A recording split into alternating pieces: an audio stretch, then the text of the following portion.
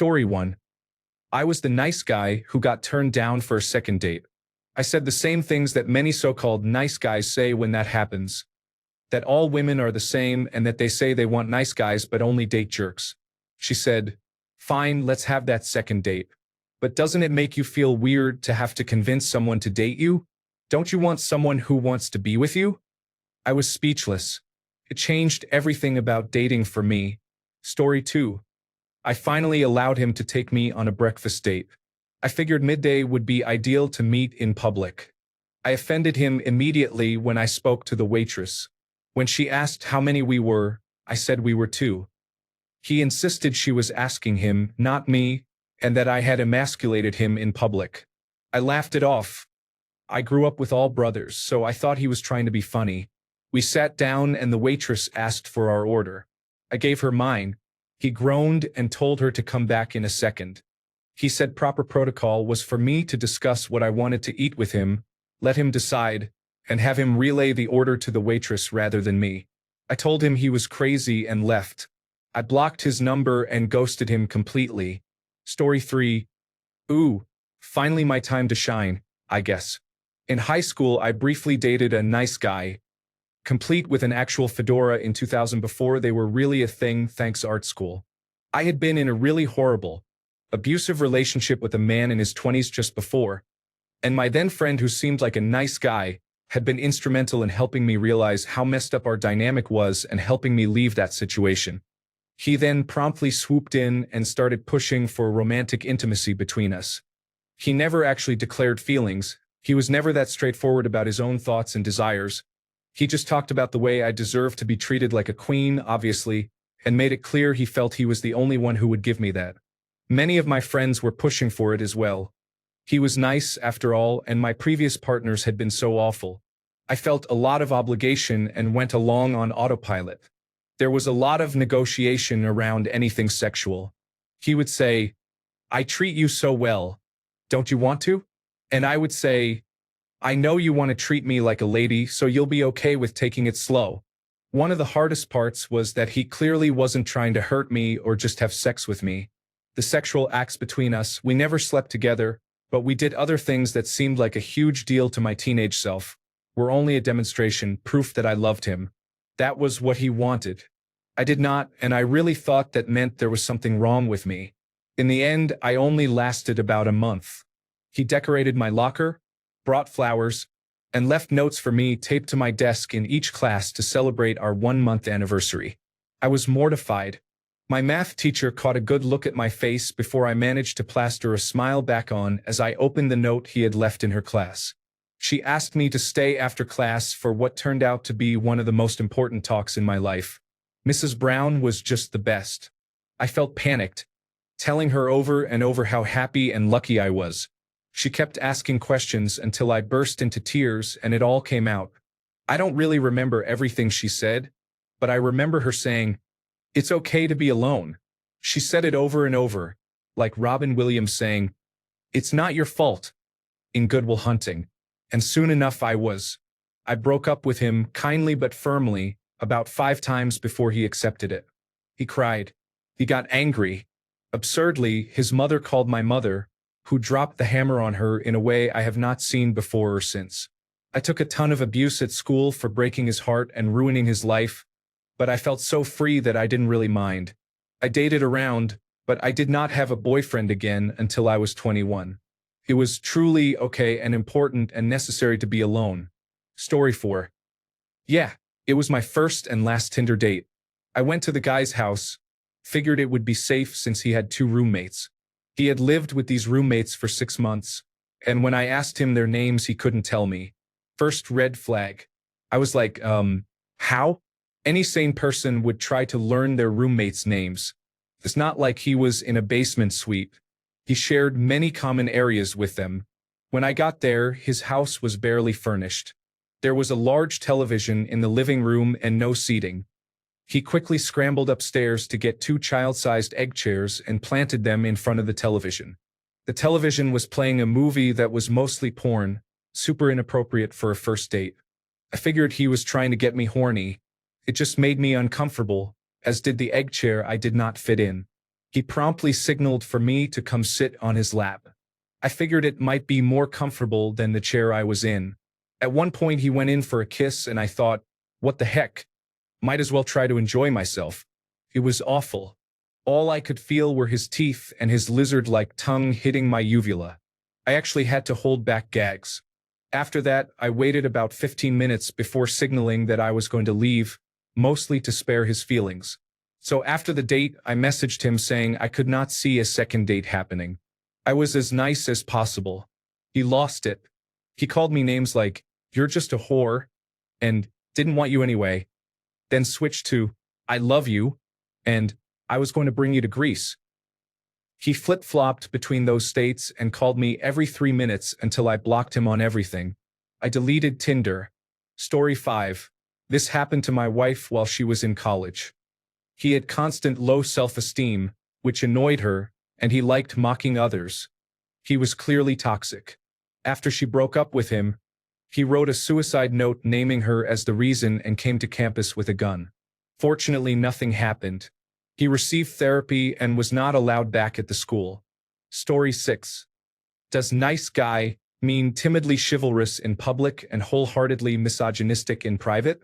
Story 7. I had a guy who constantly asked me out and made awkward advances for over a year. I finally hit a low point after coming out of a relationship and agreed to go on a date. He seemed kind of nice. We ended up dating and living together for a while. It turned sour when he realized that all the cute punk girl nonsense he had projected onto me was not who I am, and I would not change to fit what he wanted. Suddenly he was out with friends constantly and coming home drunk. One morning around 6 a.m., he told me he had kissed another woman. That finally woke me up and I left him. He sent me messages for months after we broke up, ignoring my replies that said I have a boyfriend and it is inappropriate to say those things. Even now, if I unblock him on social media, I get a message within a few days saying things like, "Hey, still beautiful, I see, hey cutie," or "sweetie," and then I block him again. Story 8. My sister is a hairstylist. One of her clients was very aggressive about asking her out. He repeatedly bought flowers, concert tickets, and other gifts that he brought to her at work, and she said no each time because he seemed a little off. He was badly injured in a car accident, and she felt sorry for him, so she finally went out with him. They dated for a few months before breaking up. I do not know the exact reason why. After that, he started stalking her. It has been over 5 years since then, and he is still keeping tabs on her. She has reported him to the police multiple times, has a restraining order, and has blocked him on Facebook and elsewhere, but every few months he finds a way to contact her. If you get weird vibes from someone, do not give them a chance, or you might end up with a lifelong stalker like my sister has. Story 9.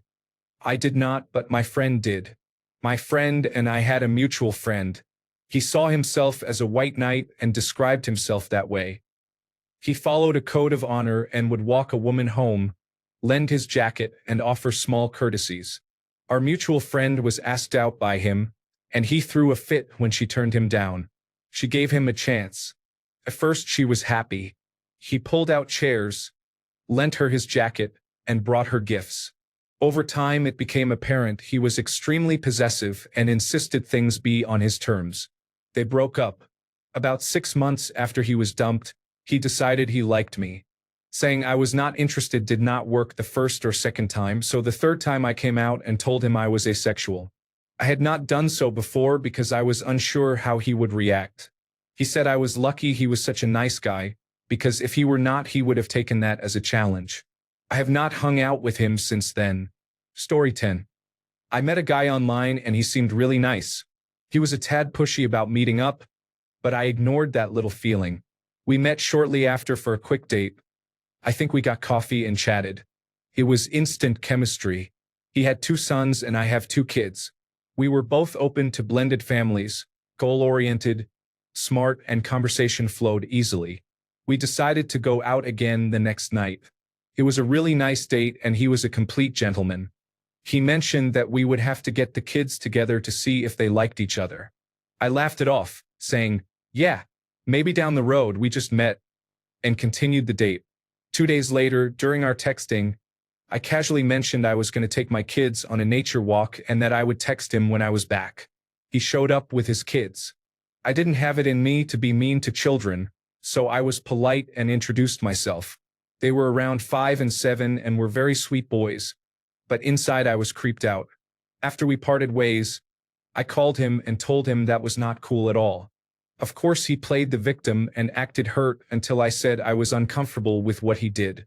Then it was, "I'm just trying to love you and your kids. How can we be together if they don't meet? And you should appreciate a man trying with a woman with 2 kids."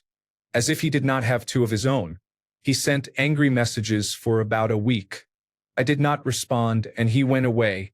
To clarify, this all happened over 2 weeks. Story 11. Even in the comments, most of these guys turn out to be super manipulative. My sister had a nice guy friend in high school.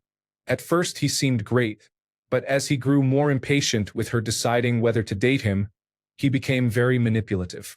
He said, "So since we're just friends, I guess it was okay for me to go to Victoria's Secret with my ex and watch her try on lingerie? Even though we broke up, my opinion still matters to her because I'm such a good guy." My innocent, self-conscious sister, not wanting to sound controlling, said no and tried to be polite. 1 week later they were dating.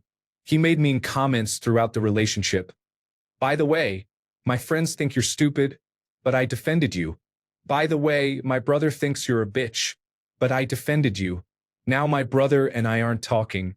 You matter more." On the phone, my sister was talking about her day. He barely paid attention and said, "Wow. Cool. Okay. Wait, what? Sorry, I'm playing video games." She replied, "Oh, well, if you're busy, I can call you back later." He blew up. "Are you serious?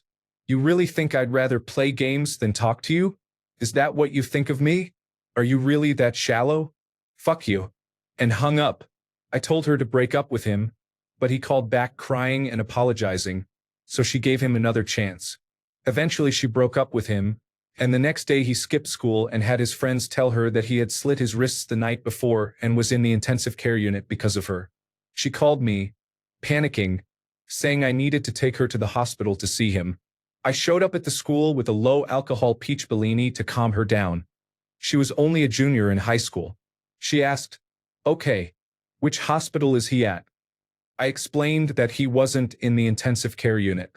He was home playing video games. She didn't believe me. He had already blocked her on Facebook, but I was still his friend, so I showed her all his posts from that day. Taking some me time, guys. I finally beat Final Fantasy. Home alone. S'mores for lunch. She never spoke to him again. This got a lot of attention. Thank you for all your support. Story 12. I dated one man for 2 years. He seemed nice and was happy when I first started dating him because he said girls did not give him a chance because of his looks. He was very nerdy. I was 16 and he was 19. He was needy and always demanded that we do what he wanted. I missed out on a lot of things, including going to see Phantom of the Opera with his mother, because he did not want to go and would become sick at the last minute. When I lost my virginity to him, he later said I had basically raped him because he realized he was not ready only after we had sex. About a year and a half into our relationship, he became religious. Then, whenever we had sex, he wanted us to pray for forgiveness afterwards. If I refused sex, he called me cold. I left him for a female partner.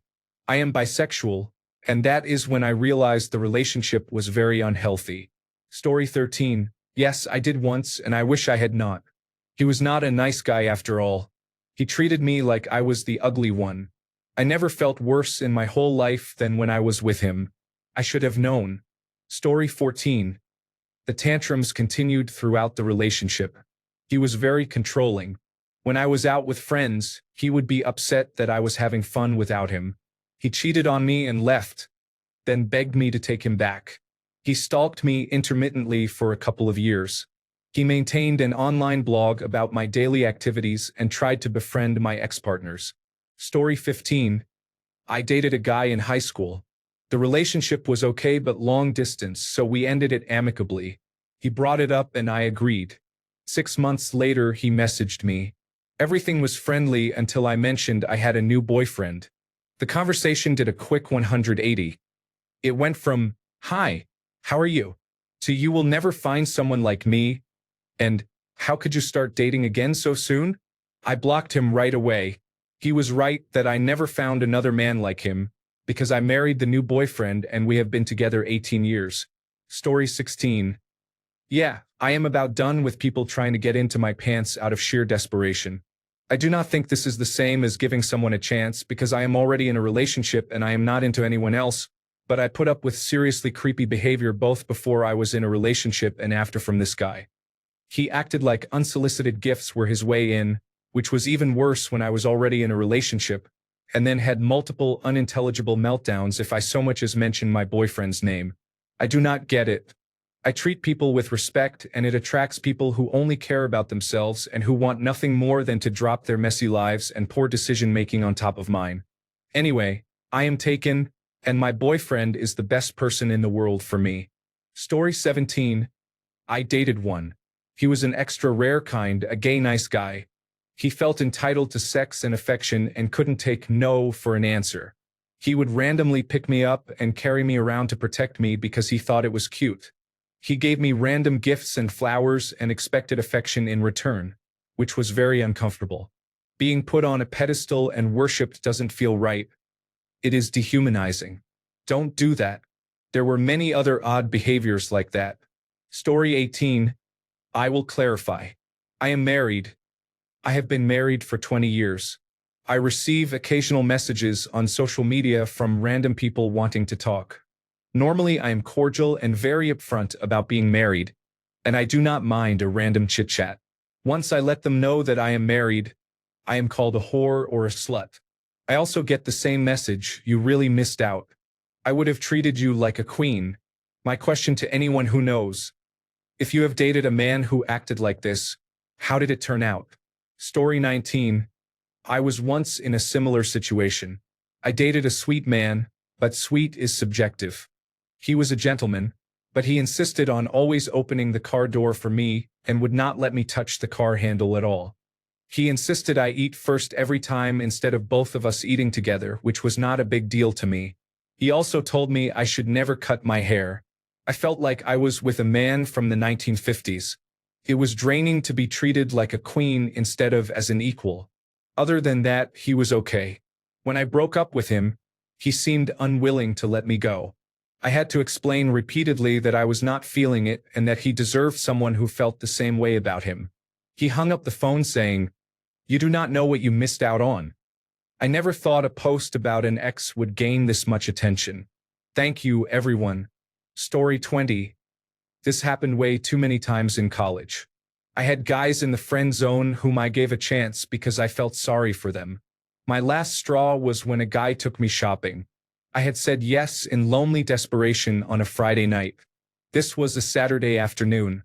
At every store he either criticized me for not wanting him to buy anything, since I am not much of a shopper, or asked me for sex because he had bought me a used video game I wanted.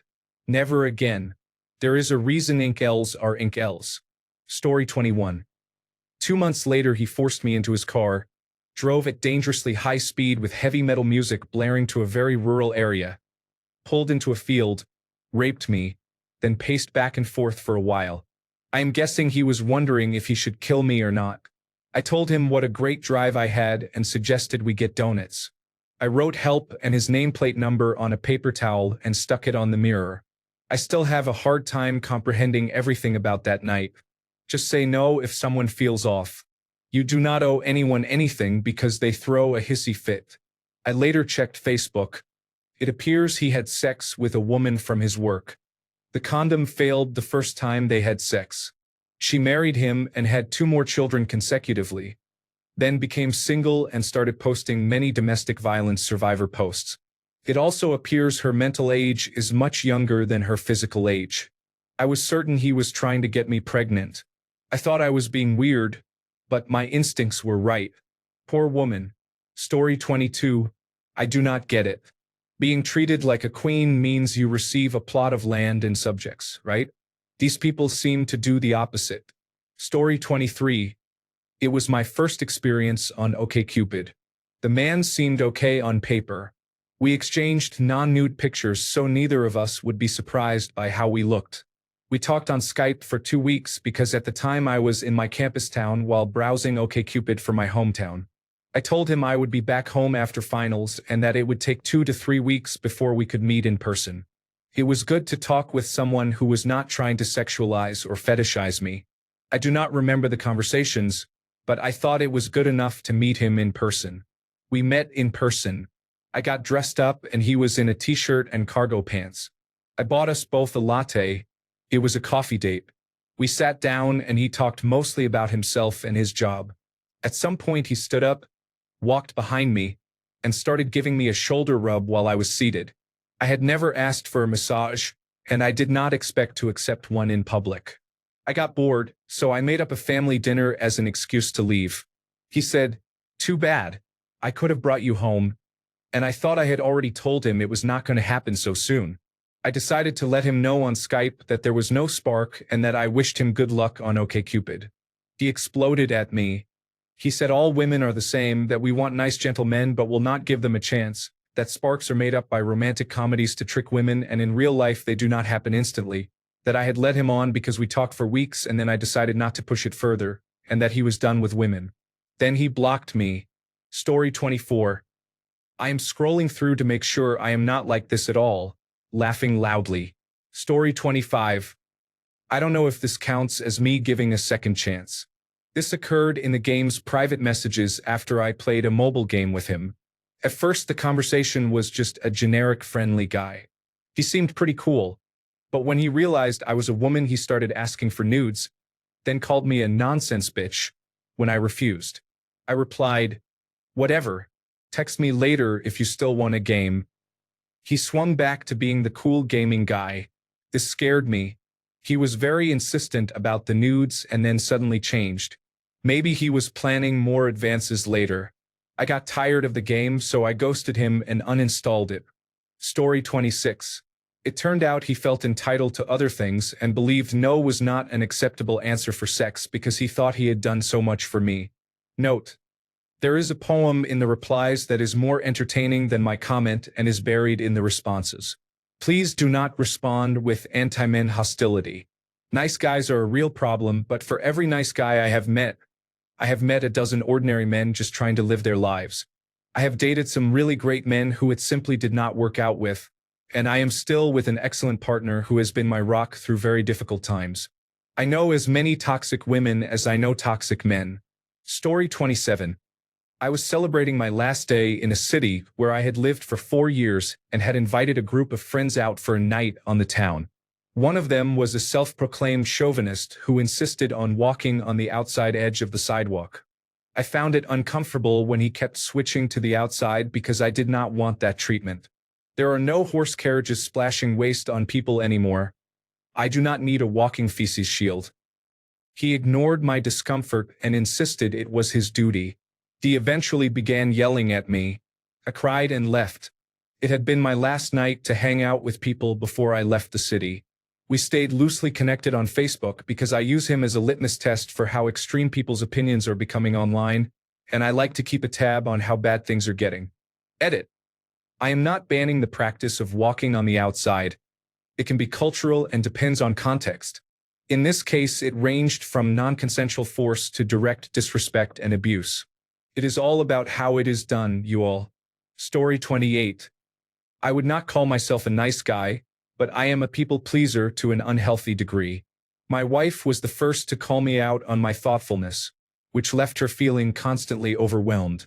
She told me to chill out and focus on myself, not on her. She said she would be fine on her own and I could leave her alone. We will be married 3 years next month. We still have things to work on, but her ability to consistently and lovingly tell me that my urge to please her was not pleasing was monumentally helpful. It took me a long time to understand, and I had thought I had strong self-awareness before I met her. If you think there is a glimmer of hope, please lovingly tell that man-child he can relax. It helped when someone asked whether I had fears or thoughts driving my behavior, challenged my notion of normal, and let me self-reflect. It still took time. Story 29. This nice guy I dated from Tinder was so annoying that I finally gave him a chance. We ended up dating for a year. He was really sensitive and sweet, unlike others I had met from Tinder. But what actually ended up happening were the following things. He cried every day that I didn't love him, and threw a fit when I did not approve of an Instagram post he made about us because I looked horrible, and it is my right not to want a picture of myself online. He repeatedly told me that I was not as attractive as my roommates, his friends, women he went to college with, and even my relatives. He tried to have a threesome with my roommate that I had not agreed to and did not want to be involved in. He cried when a dildo used during sex was more satisfying than his own performance. He threw a fit when my father asked him to buy me a bagel down the street in a city we were in. He was on the verge of tears because he was afraid he would get mugged. When I told him I was probably going to be the breadwinner and that I wore the pants in the relationship, he tried to get back at me by asserting his masculinity, racing me on the highway and engaging in bondage, discipline, dominance, submission, sadism, and masochism activities. He refused to wear condoms. When I had a pregnancy scare, he lied that he had not ejaculated inside me, but later I found out he had and he knew about it. He then cried and threw a fit when I said I thought I was pregnant. He cried about how much he loved his mother every day but threw things at her during their fights. He cried because he had a nightmare that minorities were hurting me. There is much more, but those are just some highlights. Edit. I broke up with him after that last incident. Getting out of abusive relationships is very hard. We had broken up for a while. This was the guy I dated in between. Tinder is mainly for hookups and he was a rebound. I said the breadwinner stuff because I was sick of his blatant sexism and needed to put him in his fucking place. Thanks so much for the awards. This was my throwaway account but not anymore, laughing out loud. I am in the middle of writing a short story about my experience, and this validated how well it would sell, so thank you. Story 30. Pro tip. If someone throws a tantrum, they are not a kind person. They are manipulative and should be avoided or blocked. You deserve better than that. Story 31. So back in high school I was friends with a guy who I knew liked me. I had just gotten out of a relationship and felt sorry for myself. So I flirted a little. I felt bad and tried to shut things down because I did not want to lead him on. But he threw a tantrum and I resumed flirting. I do not remember my exact thinking at the time, but I probably felt it was not a big deal. Then he began stalking me. He showed up at my workplace asking for my schedule and appeared there randomly, messaging me constantly even after I started ignoring him. I moved to a different city for school, but he somehow found my workplace and showed up there too. I had a panic attack and had to go outside to calm down. I suggest leaving people like that alone. Story 32.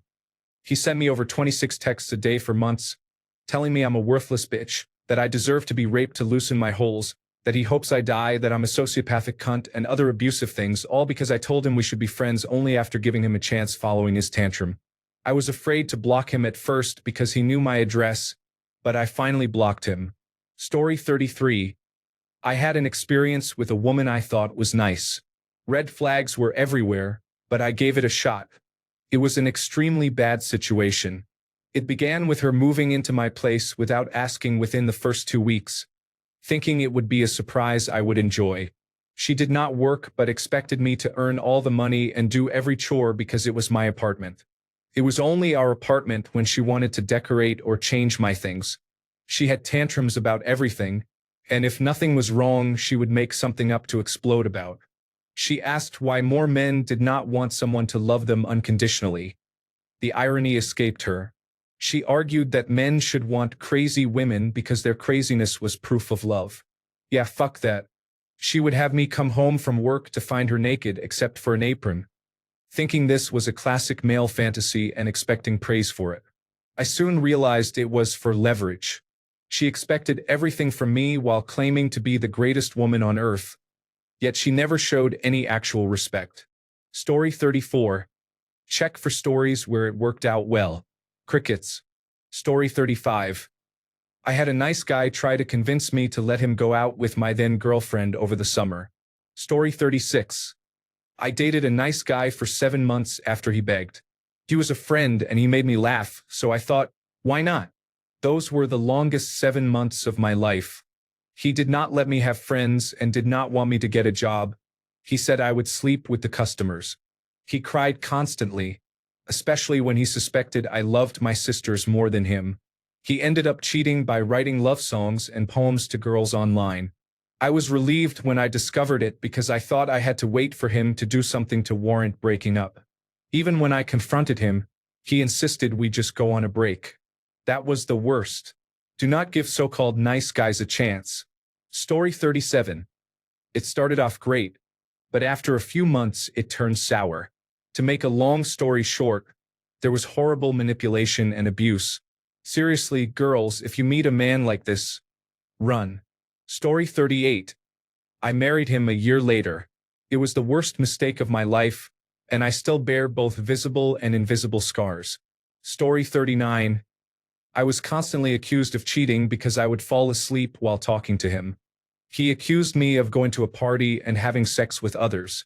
I was called names and so on, and was guilt-tripped into staying with him until I finally put my foot down. I stopped staying at his house and ended the constant proximity. One of my other exes always acted like the nice guy. When I said I did not know when we could hang out, he replied that I was ugly anyway. I had a good laugh about that. Story 40. My ex had a friend zone guy in the classic sense. She knew he liked her, used him to buy food and clothes, and he seemed to expect her to like him someday. He had very little social skills and did not look after his appearance. I met my ex in the second year of university. She introduced me to her best friend, who fit the stereotypical neckbeard description.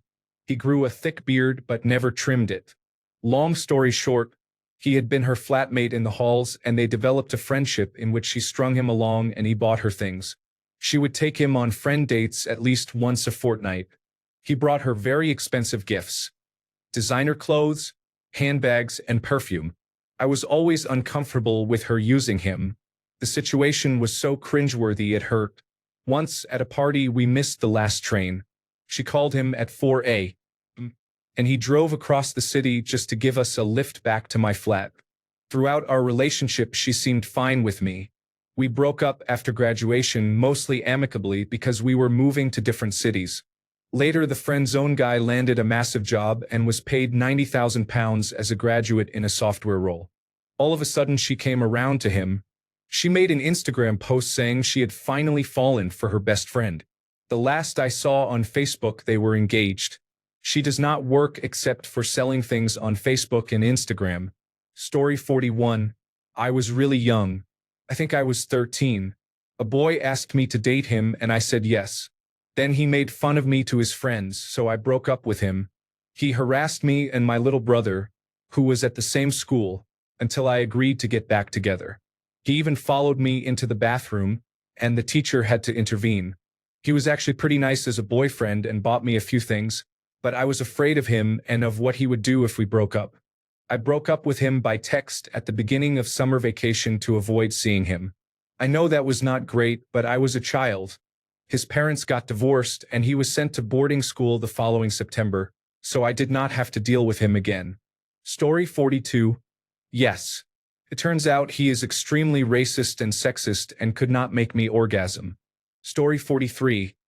In college, I was best friends with a guy who lived on my floor during my freshman year. He was into me, but I did not feel the same way. He essentially bullied me into dating him by throwing a tantrum and accusing me of being a bad person for not giving him a chance.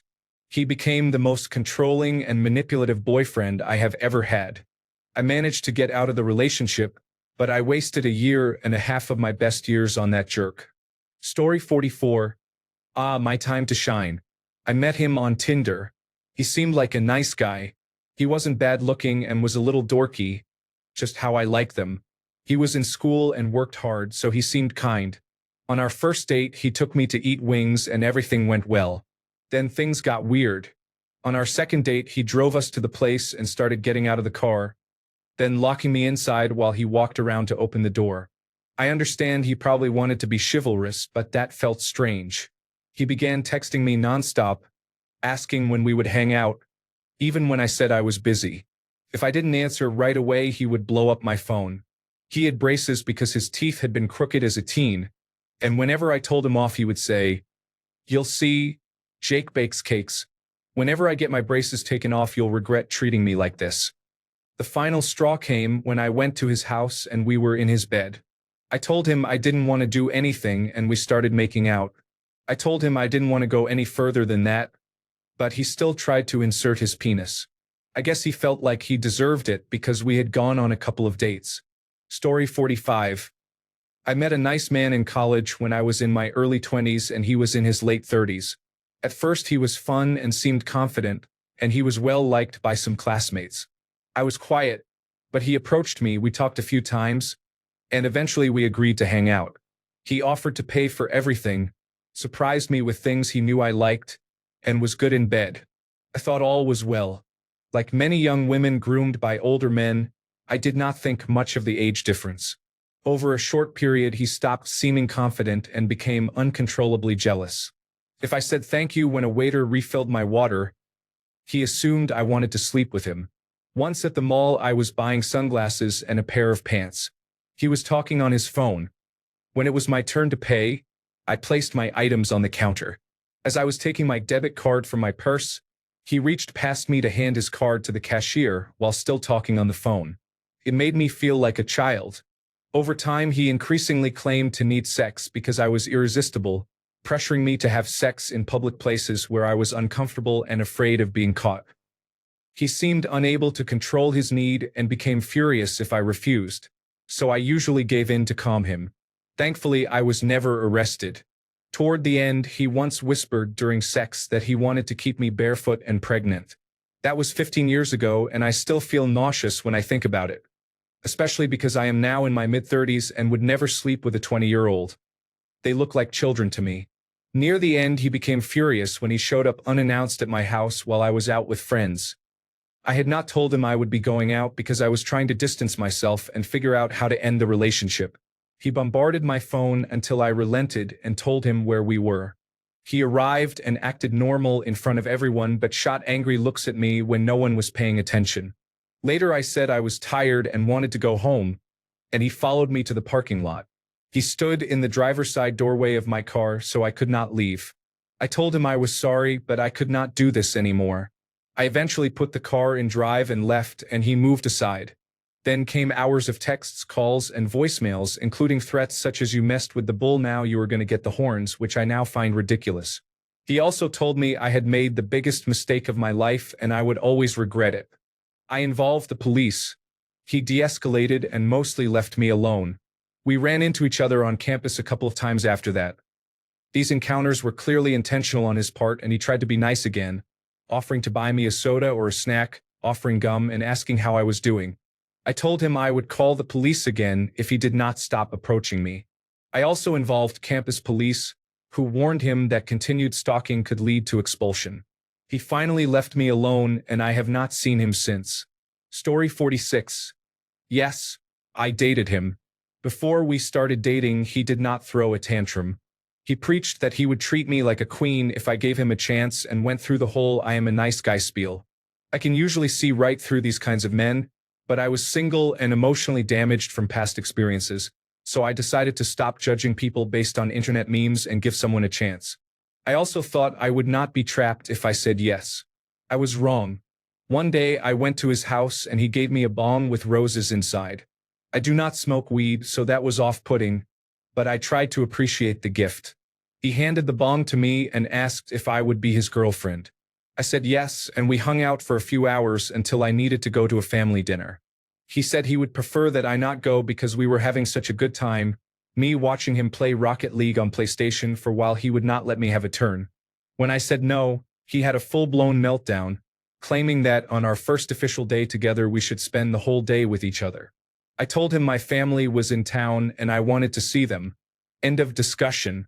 He then went into a panic attack, crying, hyperventilating, and blowing snot bubbles. I had to sit with him for an hour because he kept saying he would hurt himself if I left and manipulated me until I was late for my family. I tried to leave, but he held my legs and blocked the bedroom door. I told him I would come over right after dinner and that I would miss him every second I was away, even though I knew I would never speak to him again. He believed me, was happy to hear that I would be miserable without him, made me promise I would come back, let my legs go, and said he would allow me to leave. I blocked his number and never talked to or heard from him again. Story 47. After weeks of him asking for chances, him saying he liked me and me trying because he was a very nice person and my friend and I wanted to like him, I still did not have romantic feelings for him. He sent a picture of himself crying with the caption, "Look what you did." Because I did not have romantic feelings.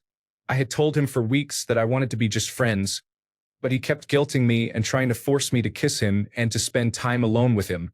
I finally stood up for myself and said this was not good for either of us. He was trying so hard to make it a relationship, which made him upset, and I could not force romantic feelings. I only wanted to be friends. I was 15 and let people pressure me because I had never had a boyfriend before, only an online one. I wish I had stood up after the first kiss. I did not like it and felt sick because it felt forced. It would have saved us a lot of grief. We probably would have still been friends, and he might not hate me or think I was evil. Story 48. You should know that gay men do this too. I was talking to a guy several years ago and on paper he seemed fine. We had conversations now and then, and after a few weeks he wanted to meet. We planned to meet halfway and get to know each other in person. A few days before we were to meet, I messaged him saying I was a little nervous and wanted to message a bit more first. Then he exploded with a stereotypical tantrum. "No, we are not waiting. You are going to meet up with me. How dare you string me along? I am a catch. You'll never do better than me. I could have given you everything." Big yikes. I did not respond. I blocked him and moved on. Dodged a bullet. Story 49. He did not throw a tantrum to get me to give him a chance.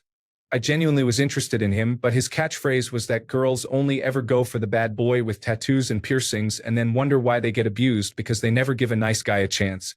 I was in high school and naive, and I did not take it as the warning it should have been. First, it was okay.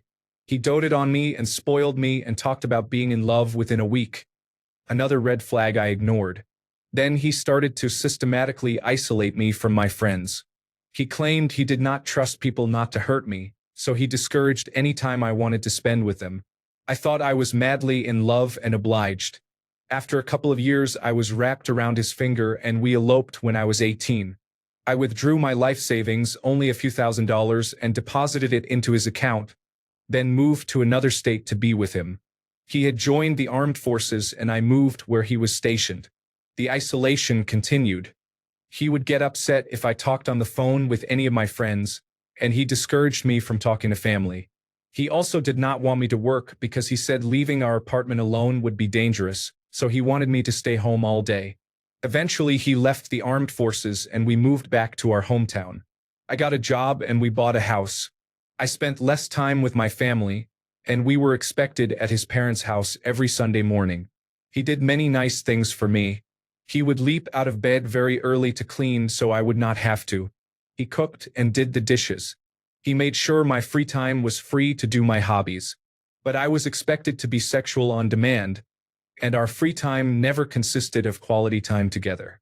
I tried taking an interest in one of his hobbies, painting miniatures, and he had a tantrum about me being better than him, so I gave it up. I tried getting him to play games with me to have fun together, but he threw a tantrum if he lost, would throw game pieces and rant about how much he hated the game anyway. So I stopped playing games with him. I think this came from how his parents, his father specifically, made him feel like a genius about everything. His father always said how smart he was when he was average, how driven he was when he kept starting businesses and giving up on them, and how he was going to be rich someday, which seemed unlikely. His father also insisted that friends and family always betray you, so it was best not to have anyone at all because then you could not get hurt, himself being the obvious exception. I stayed married to him for 12 years and eventually he developed a small social life. But our home life did not improve, and he continued to treat me like a trained pet rather than a partner. I wanted children, and he used that as a carrot on a stick every time I talked about divorce to get me to stay. He once told me he did not want to have children with me because he was already doing all the work and did not want to change diapers too. He implied I would do nothing and be a bad mother. I left him finally. In typical self-described nice guy fashion, he told me that everyone else would drug me, assault me, use me and never call, ghost me, and that he could not wait for my first social media post about being ghosted. He acted as if he were the last nice man on earth and I would never find anyone half as good, that my life would be miserable. Considering how lonely and sad I already was, I decided it would be better to be sad and lonely by myself than sad and lonely with my spouse. At least on my own I could pursue hobbies, have the friends I wanted, and go places without someone calling or texting me 1,000 times until I went home. I would have some actual freedom. Story 50. This happened to me 3 or 4 times. A man became almost obsessed with me and everyone told me I had to date him and that I was nasty if I did not. One man even said he did not think he could live if I did not date him. I dated all of these men and the relationships failed within days. Either they acted like friends, they wanted to know everything that had happened and be around me all the time, or they made me feel like I had done something wrong. I hate when people pressure you to date someone because you are such good friends or because he really likes you and you have to give him a chance. Fuck you. Story 51. Yes, but the same problem occurred in the opposite direction. I dated a woman who had been a friend for a while. She rejected me when I was a teenager, but we stayed friends and talked all the time. Eventually, she decided to give us a chance. She cheated on me with a coworker after 6 months because I treated her as an equal and she thought I would treat her like a princess. I found out on Christmas Eve, laughing out loud. Thanks a bunch for sticking around till the end of the video. Remember to subscribe and until next time, stay awesome and goodbye.